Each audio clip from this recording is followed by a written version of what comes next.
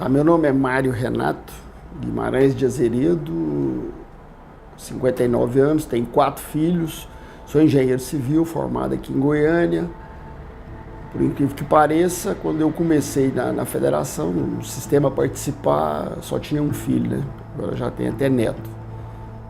E moro em Goiânia há muitos anos e trabalho sempre na área.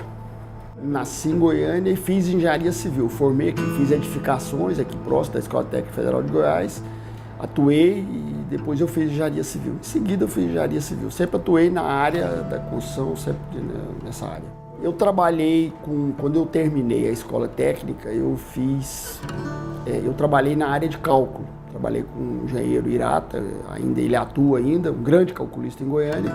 E aí, de lá do Irata, eu já entrei no segmento que eu atuo hoje, que é o segmento de pré-moldado. Então eu trabalhei, meu primeiro emprego foi, eu não tive muitos empregos, eu tive uma passagem rápida num órgão da prefeitura aí, de planejamento urbano, como estagiário, mas a minha atividade foi sempre nessa aí. Comecei na construção civil, logo em seguida que eu formei no 2º grau na escola técnica. Aí assim que eu comecei, quando a gente começou a empresa, um belo dia o sindicato estava sendo recém-formado e um empresário do segmento, que já morreu, me convidou para participar. E aí eu vim, achei que... fui tomando gosto, né? Essa coisa parece que entra na veia da gente, né? E fui tomando gosto pelo associativismo, e aí fui indo, e a coisa funciona assim, quanto mais gosto você vai tendo pelo negócio, mais trabalho eles vão te dando, e aí você vai se envolvendo, e aí foi uma coisa natural, eu entrei, isso já fazem... A empresa está fazendo hoje 35 anos, então com certeza uns 30 anos que eu estou já militando na área sindical e na própria federação e como conselheiro, então já estou no segmento há muitos anos. Eu fui presidente do sindicato durante 12 anos. O nosso sindicato que congrega as empresas do segmento ele começou com o nome de SIAC, Sindicato da Indústria de Artefatos e Cimento. E depois, por uma questão absurda aí, nós tivemos que mudar o nome para Simprocim. E Simprocimento hoje. Então hoje é o Simprocimento e esse é o sindicato nosso. Que eu fui presidente durante 3 mandatos, 12 anos. Primeiro foi o sindicato. Até tem uma história engraçada. Um belo dia eu fui participar de uma reunião de diretoria e acho que logo depois que eu assumi o primeiro mandato. E aí tinham umas pessoas que eu era menino, né? Lá dentro, imagina aí, 30 anos atrás. E as pessoas que participavam eram normalmente pessoas de mais idade lá. E aí eu dizia sempre o seguinte, eu disse isso lá numa reunião e eles acharam engraçado. Eu disse assim, olha, o sindicato, na época a gente não fazia muito pelos filiados porque não tinha dinheiro. E ele não tinha dinheiro porque não tinha muitos participantes. Então eu disse, olha, eu vou quebrar essa roda, a gente tem que começar com alguma forma. Então vamos fazer primeiro sem ter dinheiro. E a federação nos ajudou e nós fizemos um grande evento, veio muita gente e aí começou, né?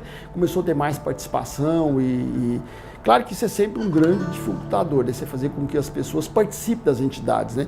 Você tem um segmento com 200 empresas, olhe lá, se tiver 10 pessoas que realmente participam, né? Quando você tem algum evento ou alguma dificuldade tributária, você consegue lotar os auditórios, é engraçado. O ruim, né? Mas aí devagar a gente foi fazendo, o sindicato foi se mostrando forte e hoje o Simprocimento é um dos grandes sindicatos que compõe a FIEG. O raciocínio é mais ou menos o mesmo. À medida que você vai trabalhando, eu nunca busquei cargo, eu nunca achei que isso me fizesse melhor ou pior aqui dentro da federação. Mas à medida que você vai trabalhando, eles vão te dando mais serviço, né? Eu já estou naquela fase que eu já estou dispensando as coisas, porque por falta de tempo mesmo, tem que correr atrás da empresa. Mas foi mais ou menos assim, aí alguém um dia falou assim, olha, eu acho que você está aparecendo muito, eu vou te dar mais um pouquinho de trabalho, né? E aí me colocaram no conselho do SESI. Isso já se fazem também já alguns anos, alguns mandatos e tal. Então aí, desde então, hoje eu já não sou mais presidente do sindicato, mas sou da diretoria da federação e sou também conselheiro do SESI e tal. E eu acho que o que a gente precisa muito aqui na federação, não só na federação, nos sindicatos, é gente que queira trabalhar, né? E essas pessoas são sempre bem-vindas. E à medida que você vai trabalhando, parece que aí vão dando mais e tal. Então, agora recente, por exemplo, nos últimos 6 anos, eu participei de uma comissão que revisou as normas nossas. Então, simplesmente porque um dia eu falei com o nosso presidente, na época não era nem eu, nem me lembro se é, mas eu falei com alguém, disse, olha, nós temos que mandar uma pessoa lá para representar o sindicato. Acho que é uma grande oportunidade do sindicato ser visto a nível nacional, o nosso sindicato. Aí alguém falou, não, por que não vai você? Entendeu? Você dá a ideia e aparece essa... E ninguém imaginava que isso ia ser tão longo, e essa reforma da norma, eu participei da primeira vez, não com a frequência que a gente participou agora. Agora essa não, essa eu fui, diria para você que mais de 95% das reuniões, uma vez por mês, vou a São Paulo e participo, vou a semana que vem, nessa reforma de norma. Então, isso foi, é claro que sempre, em qualquer situação, a gente sempre tem o benefício pessoal. Não adianta você entrar num negócio desse, olha, eu vou fazer pensando nisso, eu nunca pensei nisso, né? Por isso é que eu acho que tem o crescimento. Então, acaba que a gente se beneficia. À medida que você faz alguma coisa para todo o segmento, é claro que você acaba que aprende mais, você conhece as pessoas. Imagina você que a gente conseguiu trazer aqui para Goiânia uma reunião dessa comissão. Durante esses 8 anos, teve sempre São Paulo as reuniões, uma no Rio, e agora, há uns 2 anos atrás, nós conseguimos fazer uma reunião aqui em Goiânia. Quer dizer, isso dá projeção para o nosso sindicato, dá projeção a nível nacional. Então, é participando mesmo, é trabalhando. E a gente, claro que com isso a gente ganha, né? Pessoalmente, eu conheci as melhores cabeças pensantes nessa parte do Brasil. Convivi com elas, então... Isso eu nunca tinha feito, mesmo sendo engenheiro, mas a gente escrever uma norma ou revisar uma norma não é uma tarefa muito fácil. Então isso foi muito legal. Nós, esse ano, está fazendo 35 anos a nossa primeira empresa, que é a Laje Santinês. Ela está comemorando 35 anos esse ano. E foi a primeira empresa, depois dela nós fizemos a Treliça Centro-Oeste e depois a FH Logística, que é a empresa que cuida do transporte. Na realidade, é claro, eu comecei há 35 anos na empresa, também é Deus, né, que explica isso, né, como é que começa, como é que você faz. Mas aí a gente começou bem pequenininho, né, então crescemos, hoje a gente representa um grande percentual naquilo que a gente faz em Goiás. Eu acho que a empresa hoje representa um percentual significativo. Então não dá para dizer... escrever um manual de crescimento, não tem como fazer isso. Vai crescendo, os desafios vão aparecendo, todo dia aparece mais um. Eu acho que, como eu nasci de 8 meses, eu tenho pressa, eu vou atrás, eu vou à luta, eu vou em feiras fora e tal. Então isso traz retorno. Então a gente começou fazendo alguma coisa e todo dia eu quero fazer uma coisa diferente e tal. Eu digo hoje na empresa que é assim, ó, eu sou pé no acelerador, estou beirando meus 60 e meu filho, que está com 30 e poucos, é pé no freio. Então é uma briga lá entre nós dois para eu querendo puxá-lo e ele querendo me frear. Mas esse aumento de atividade, hoje a gente vende o que a gente tem, a Laje Santinês, a Treliça Centro-Oeste e a FH. Então a Laje Santinês, nós já vendemos laje para Palmas, hoje não existe mais isso. Imagina você se eu tivesse continuado só com essa atividade, estava passando fome. Então a Laje Santinês hoje é regional, é praticamente só aqui em Goiânia. De vez em quando eu faço uma obra fora, não é comum. A Treliça não, a Treliça é fora, é um produto que não existe, eu não tenho concorrente aqui em Goiás, as treliças vêm de fora, eu sou concorrente dos meus fornecedores, então a gente manda treliça nós temos rota até no Pará, até no Mato Grosso do Sul, no Pará e tal. Então foi uma atividade nova. Como é que se começa isso? Faz feira, você vê e tal. Mas eu sempre tive um apoio muito grande do sistema FIEG, sempre. A Federação das Indústrias sempre foi parceira nossa em tudo que a gente fez. Então eles sempre nos ajudaram.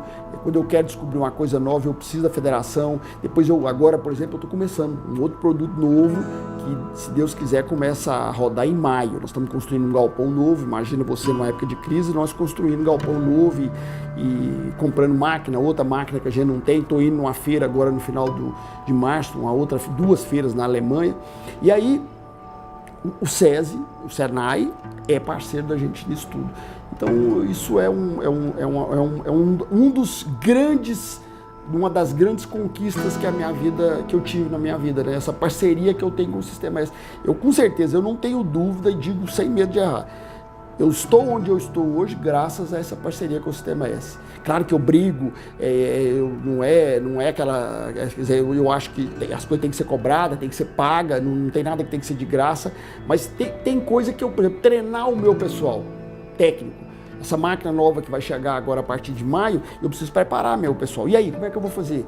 E aí eu tenho sempre a parceria do Senai em quase tudo aquilo que eu faço, e isso tem sido uma grande alavanca para o nosso crescimento. Eu acho que o maior desafio hoje é esse que está todo mundo vivendo aí, que é o desafio político, né? Eu acho que a crise não é crise financeira, não é crise nada, porque tem país da América do Sul aí que está muito, Chile está melhor que a gente, então nós hoje somos como a gente, são poucos, né? Então é crise, é claro que é a crise política e ela está afetando a todas elas. E é claro que está nos pegando também, mas na minha vida toda eu fiz assim, nas épocas piores, foram as épocas que eu sempre fiz investimento, sempre. Então não adianta você se preparar, porque na época que tá boa para todo mundo. Então aí ficou bom agora, a construção civil tá bombando, você vai começar, não adianta, tá todo... Então o que você tem que fazer? É agora, por exemplo, nós estamos recebendo um caminhão essa semana que eu comprei em setembro.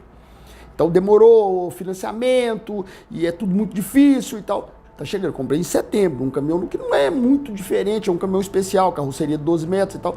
Então adiantaria, numa época que estivesse bombando, se eu tentasse comprar. Quando ele saísse, tá na época ruim, né? Então, esse investimento nós estamos fazendo agora. A época tá ruim, tá todo mundo sabendo disso. Como é que você vai? Mas nós estamos comprando uma máquina, estamos construindo um galpão, estamos brigando para fazer. Mas é assim, porque a hora que ficar bom, eu saio na frente.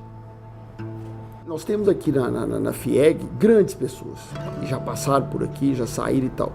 Citar alguma, eu posso até criar dificuldade para outras, mas eu vou aceitar o seu desafio.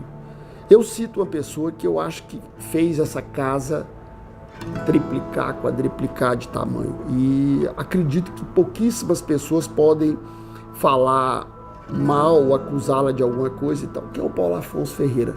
Homenagem que a gente tem que fazer para ele agora porque ele é vivo. Ele foi e é um balaústre para a federação. Eu sei, como vou repetir, nós temos grandes outros, o Valdir Oduar, o próprio Pedro, que é o presidente atual, e Paulo Vargas, que sempre, que vocês sabem que ajuda, que trabalha muito e tal. Mas o Paulo Afonso, ele é diferente. Ele é uma pessoa que, se vocês, na hora que você for entrevistá-lo aqui, você vai, se é que não entrevistá-lo ainda, ele é uma pessoa, ele sempre diz o seguinte, que ele não fazia nada para ele próprio. Então a gente aprende que ele não tinha, ele pedia muito a Deus que não desse a ele essa vontade, dizer, eu sou bom. Então aquela humildade que ele tem hoje é a mesma quando ele começou. Ele foi convidado para ser presidente da CNI, ele não quis. Ele foi convidado para ser candidato a senador, ele não quis. A pessoa, para dizer não para um convite desse, tem que ser muito grande, né? Então, eu acho que a ele a federação deve muito, eu devo muito, conheci ele aqui dentro da casa, aqui dentro da federação. Então eu não posso esquecer de forma alguma, eu tenho um respeito muito grande pelo Paulo, não dizendo que os outros são, vou repetir, mas eu acho que é uma pessoa que fez essa casa crescer muito, é um exemplo de pai, é um exemplo de empresário, é um exemplo de amigo. Ele me passa as mensagens na época que eu faço aniversário, fiz aniversário há 2 semanas atrás, que a gente enche o olho de água, né? Então, a amizade é aquilo que ele fala, é de coração, né? Então, eu gosto muito do Paulo e eu acho que essa homenagem, se eu posso fazer alguma, eu faria a ele, ao Paulo Afonso Ferreira.